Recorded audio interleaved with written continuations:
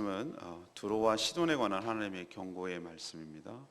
이 두로, 시돈 이 두 나라는 지중해 해안에 있는 나라인데 해상 무역을 통해서 막대한 부를 축적하고 희락의 도시라고 명칭을 불릴 만큼 그만큼 부를 누리는 그런 도시였습니다. 하지만 그 부요함은 교만함을 가져왔고 하나님은 심판을 자초했습니다.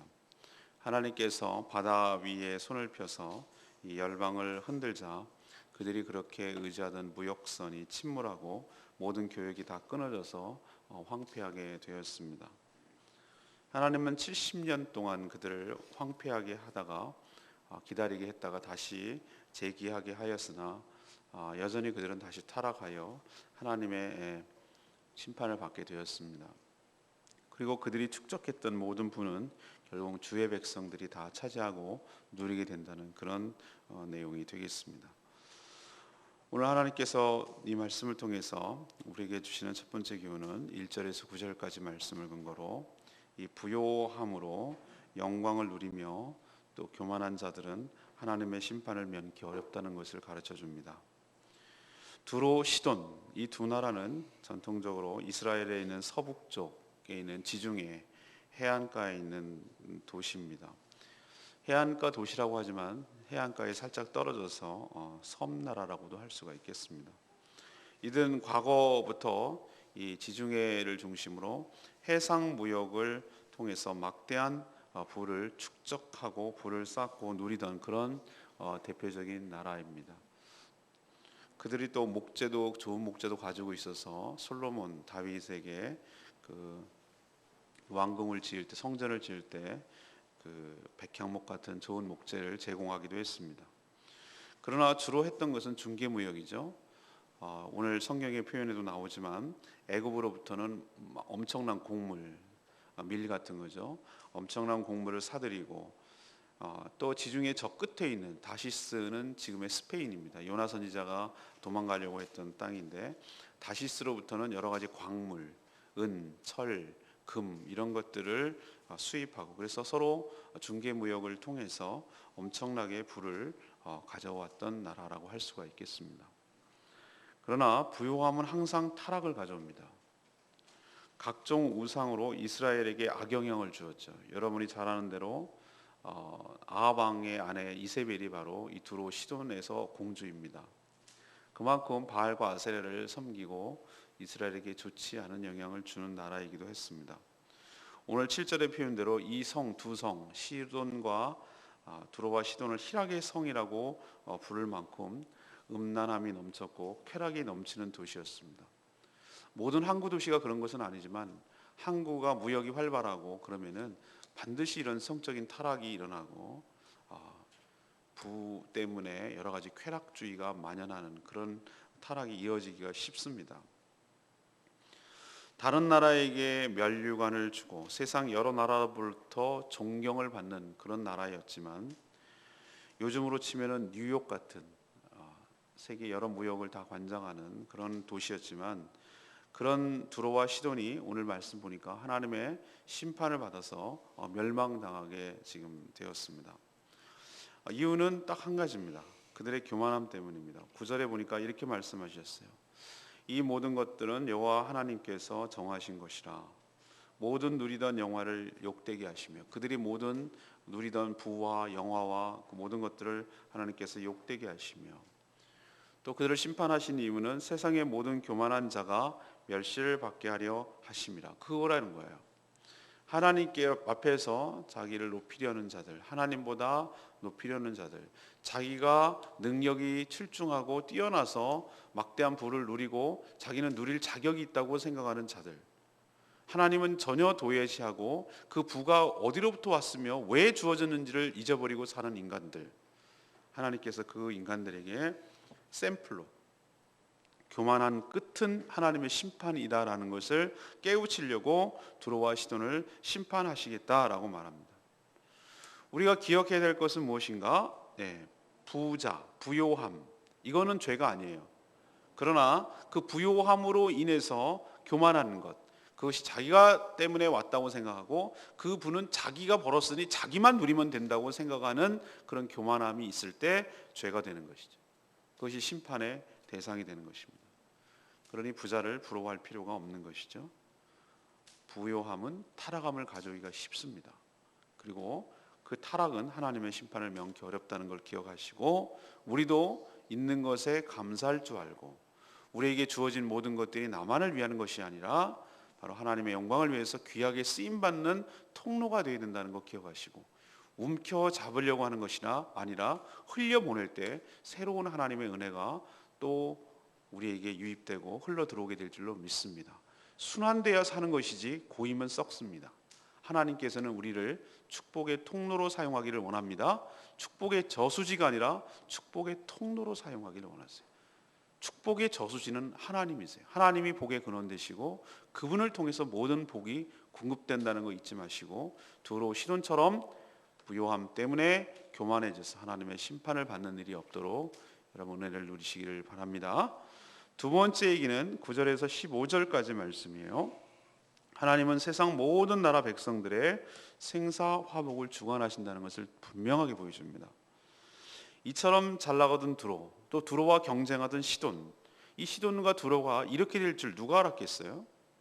누가 이 일을 결정합니까? 오늘 9절에 뭐라고 그랬습니까? 만군의 여호와께서 그것을 정하신 것이라.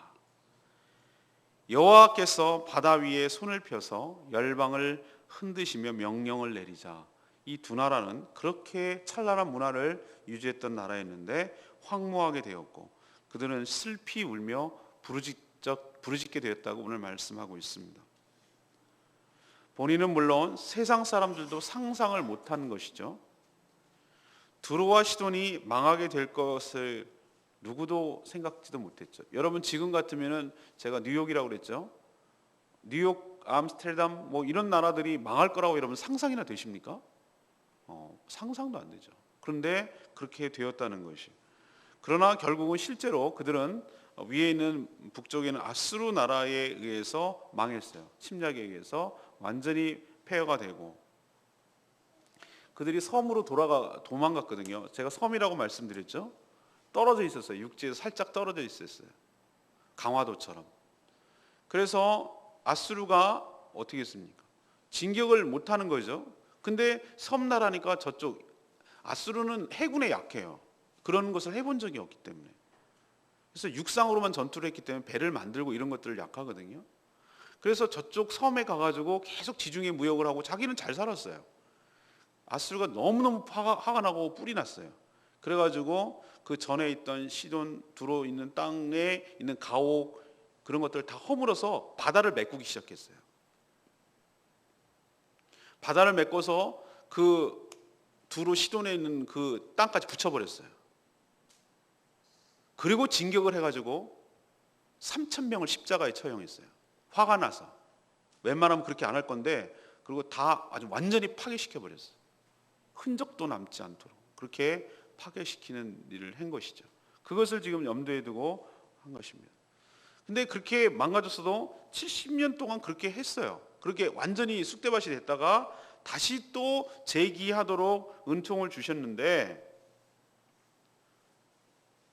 그 버릇 남주겠어요?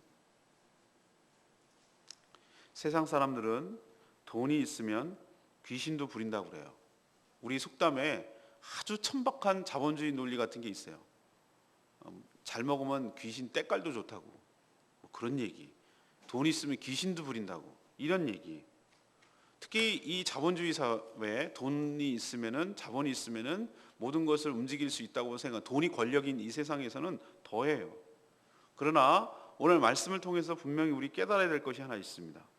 아무리 부유한 나라, 아무리 부유한 개인, 아무리 부유한 가정이라고 하더라도 하나님의 손바닥 안에 있음을 기억하시기를 바랍니다. 생사화복 모든 주권이 오늘 누가 정하시는가? 9절에 있는 말씀을 밑줄 치고 꼭 기억해야 돼요. 만군의 여호와께서 그것을 정하신 것이라. 이걸 놓치는 순간 우리는 죽어요. 주권이 누가 있는지를 똑똑히 기억해야 됩니다. 하나님께서 성경에서 누누이 우리에게 질문하시는 것은 딱 그 질문이에요. 네가 주인이냐 내가 주인이냐를 묻는 거예요. 하나님께서 누가 주인이냐고 묻는 거예요. 이게 분명하면은 우리가 타락하지 않아요. 근데 잠시 잠깐 우리가 획가닥 해가지고 내가 주인인 것 같아요. 왜? 내가 오늘도 내가 내 몸으로 일어났고, 내가 먹고 싶으면 먹고, 먹기 싫으면 안 먹고, 내 발로 가고 싶은 대로 가고, 그러니까 내가 주인인 것 같아. 인간이 그렇게 어리석어요. 조금만 뭐 좀 살만하면 내가 주인인 것 같아. 그러나 여러분, 우리가 기쁠 때든지 슬플 때든지 힘들 때든지 어려울 때든지 어느 순간에도 우리의 주인은 하나님이신 줄로 믿습니다. 그분이 결정하고 그분이 인도하시고 그분이 복을 주시는 거예요. 이걸 놓치는 순간 우리는 하나님의 징계와 심판을 받는다고요. 오늘 이 두로와 시돈, 우리로 치면 뉴욕, 이런 나라가 망할 거라고는 아무도 상상 못했어요. 그러나 아수르에게 초토화된 거 기억하시고, 모든 나라의 생사화복은, 하나님은 유다 나라만의 하나님이 아니라 온 세계의 하나님이신 줄로 믿습니다. 기억하십시오. 그런 부자를 의지하고 기댈 것이 아니라 그 부요함을 주시는 하나님을 경외하고 하나님을 의지하시는 여러분 되시기를 바랍니다. 마지막 세 번째는 16절에서 18절까지 말씀이에요. 세상의 부요함을 부러워하거나 추종할 필요가 없다고요. 하나님께서 두로와 시돈을 망하게 하셨다가 70년 기회를 주셨어요. 오늘 15절에 나오죠. 그날로부터 두로가 한 왕에 연하는, 한 왕이 통치하는 기간을 보통 최장 70년으로 봐요. 70년 동안 잊어버린 바 되었다가, 그러니까 완전히 묻혀 지냈던 나라였는데 망한 거죠. 망한 거. 그러다가 70년이 찬 후에 다시 재기를 할 수가 있었어요. 은혜를 주셨어요, 그 나라를. 그런데 우리 속담이 있죠. 재벌은 남 못 준다고. 그들은 재기하자마자 또 부요함을 갖고 조금 살만하니까 옛날 버릇 나오기 시작하네요. 기생의 노래를 부르며 열방과 음란한 행위를 해서 부를 축적한 거예요. 자기 몸을 팔아서, 음란한 행위, 꼭 기생 같다 이 말이에요. 팔아서 부요함을 얻으려는 악한 행위들을 했다 이거예요. 사라진 줄 알았던 나라가 기묘한 곡조로, 오늘 성경 표현 그대로입니다. 많은 노래를 부르다가 열방이 다시 그를 얘는 죽은 줄 알았더니 살았네? 라고 기억을 할 거라고 했어요. 그런데 그렇게 다시 힘들게 재기하고 벌어들인 부요함이 어디로 갈까? 그들이 또 옛날처럼 다시 누리게 될까? 그렇지 않아요.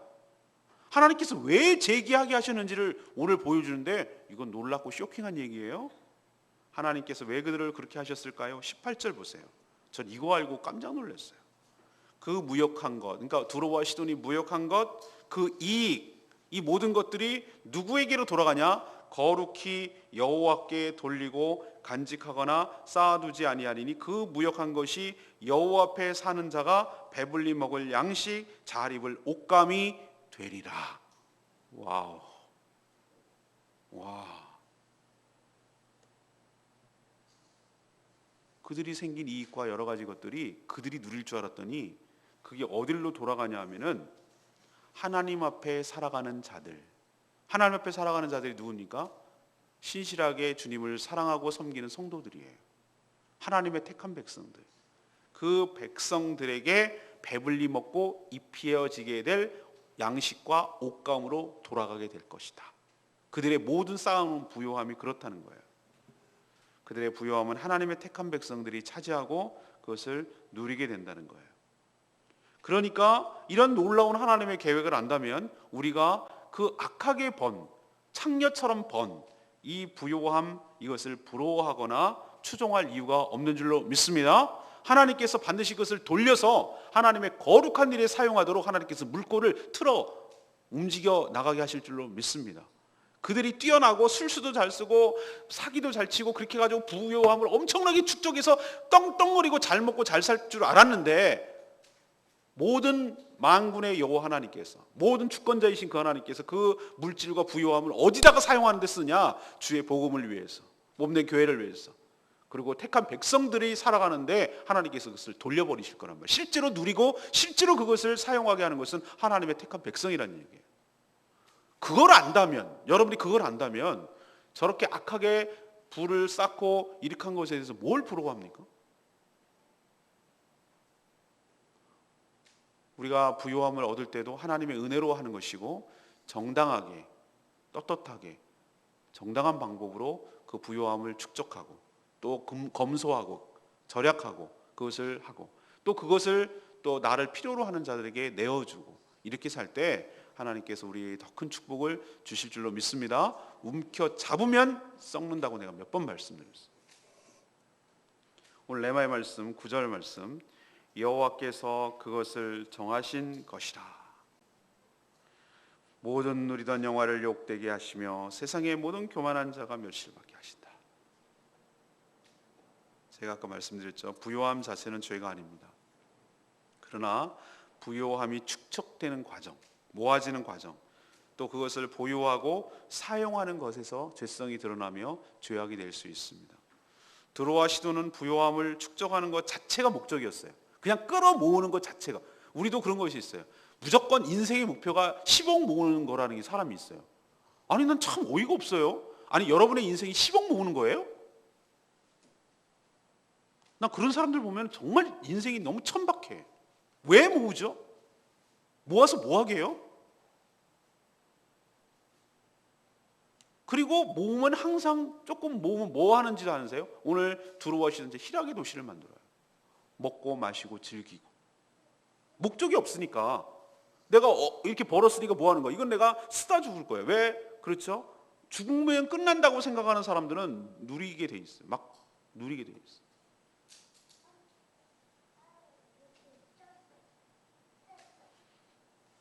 그렇지만 그렇게 엉뚱한 목적을 가지고 하려고 했던 그 사람도 실질적으로 누리지 못하고 아까 말씀드렸듯이 그 부는 결국 성도들을 위해서 쓰임 받게 될 겁니다.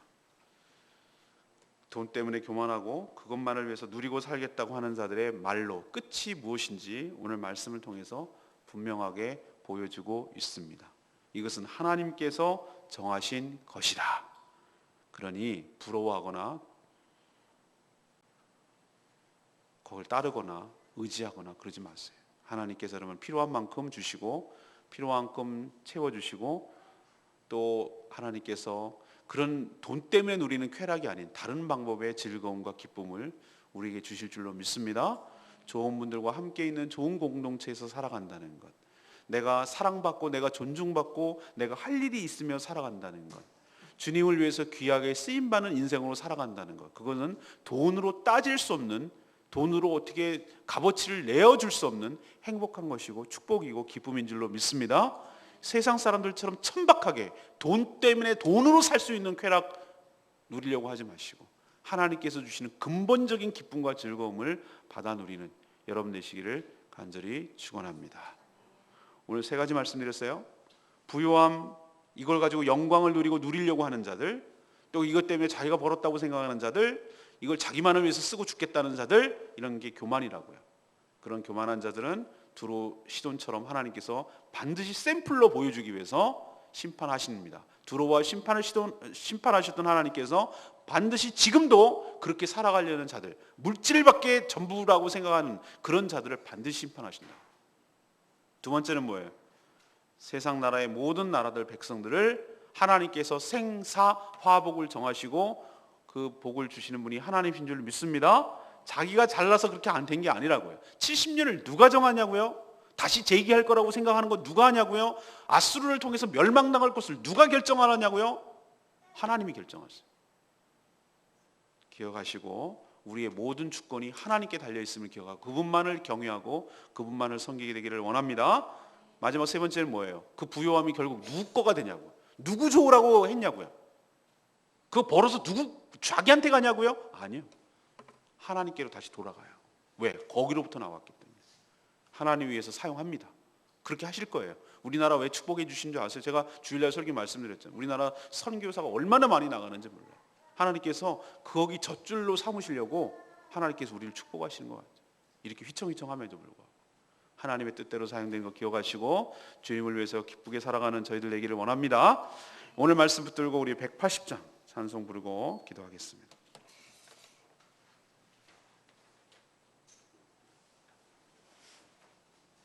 나 주님의 기쁨 되기 원하나? 예, 그렇게 살기를 원합니다. 주님의 기쁨 되기를 원합니다. 내가 정말로 원하는 건 주님의 기쁨 되기를 원합니다. 나 주님의 기쁨 되기 원하네. 나 주님의 기쁨 되기 원하네. 내 마음을 새롭게 하소서.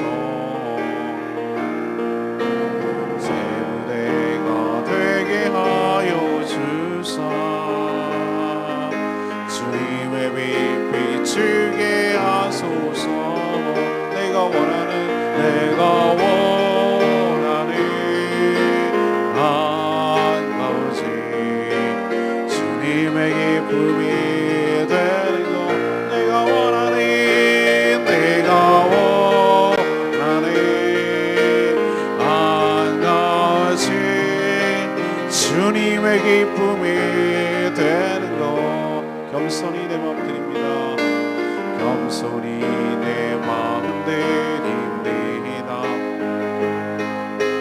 나의 모든 것 받으소서. 나의 마음 깨끗게 씻어주사. 주의 길로 행하게 하소서. 내가 원하는 한 가지 주님의 기쁨이 되는 것. 예, 그렇습니다. 내가 원하는 한 가지 주님의 기쁨이 되는. 한 번 더 고백합니다. 내가 원하는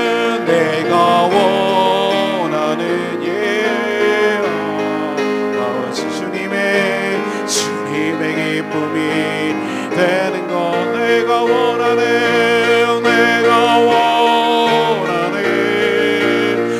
한 가지 주님의 기쁨이 되는 것. 여러분 정말 원하는 게 그겁니까? 주님의 기쁨이 되기를 원하는 겁니까? 아니면 시돈과 두로처럼 잘 먹고 잘 사는 거, 떵떵거리며 살다가 내 돈 갖고 내 맘대로 쓰다 죽는 게 여러분의 소원입니까? 아니죠. 하나님 고백합니다. 내가 원하는 것 한 가지 주님의 기쁨이 되기를 원합니다. 주님의 기쁨이 되기를 원합니다. 저희를 새롭게 하여 주시고 새 부대가 되게 하여 주시옵소서. 새로운 사람이 되게 하여 주시고 물질의 가치관이 바뀌게 하여 주시고 내 인생의 목표가 달라지게 하여 주시옵시고 하나님을 바라보게 하여 주시옵소서. 하나님과 나와의 관계 속에서 내 인생이 설정되도록 축복하여 주시옵소서. 다 같이 주여 외치며 동성으로 기도합니다. 주여 하나님, 주님의 기쁨이 되기를 원합니다.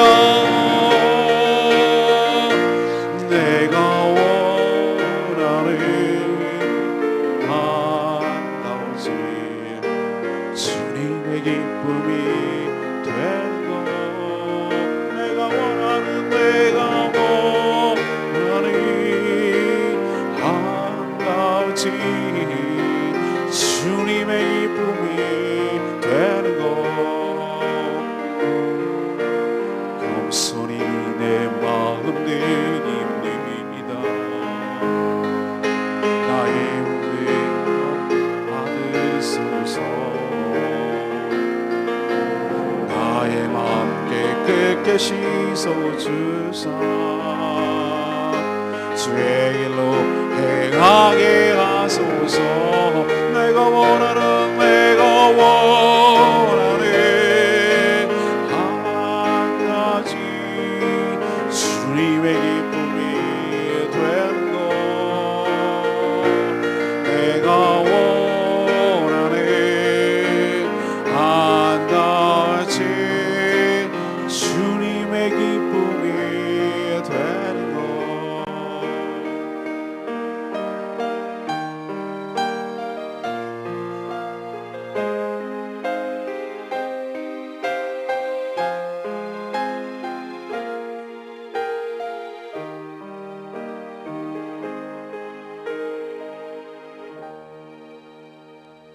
하나님, 우리 주변에도 두로와 시돈같이 살아가는 사람들이 참 많습니다.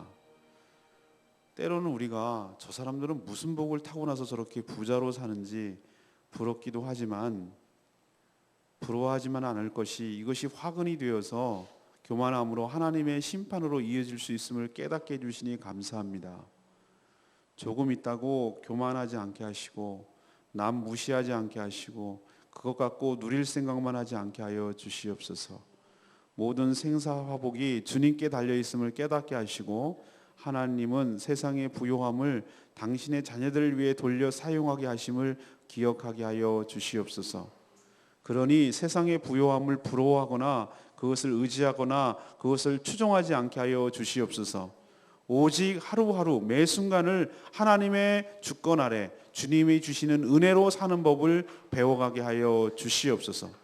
은혜보다 넘치게 하시지도 않고 은혜보다 모자라지도 않게 하시고 늘 주시는 은혜에 감사함으로 받게 하시고 늘 남에게 베풀며 섬기며 그렇게 주님의 축복의 통로로 살아가는 복된 인생 되게 하여 주시옵소서. 부요함이 우리의 기쁨이 되지 못하는 것 기억하게 하시고 좋은 교회, 좋은 성도들, 좋은 가족들 주신 것 감사하고 하나님 이 땅에서 주의 복음을 전하며 하나님 일을 하면서 살아가는 것이 가장 큰 인생의 축복이며 기쁨인 것을 기억하고 하나님께 자족하는 마음, 감사하는 마음 갖게 하여 주시옵소서. 오늘도 창원대교회 학생들 마지막 비전 트립 잘 소화하게 하시고 건강하게 또 무사히 가정으로 돌아가도록 복 내려 주시옵소서. 이 땅이 놀고 먹는 관광지가 아니라 선교지임을 깨닫도록 축복하여 주시옵소서. 오늘도 또 무더위가 될 텐데 하나님 지치지 않고 맡겨진 사명들 잘 감당하도록 복 내려 주시옵소서. 예수 그리스도의 이름으로 축복하며 기도합니다. 아멘.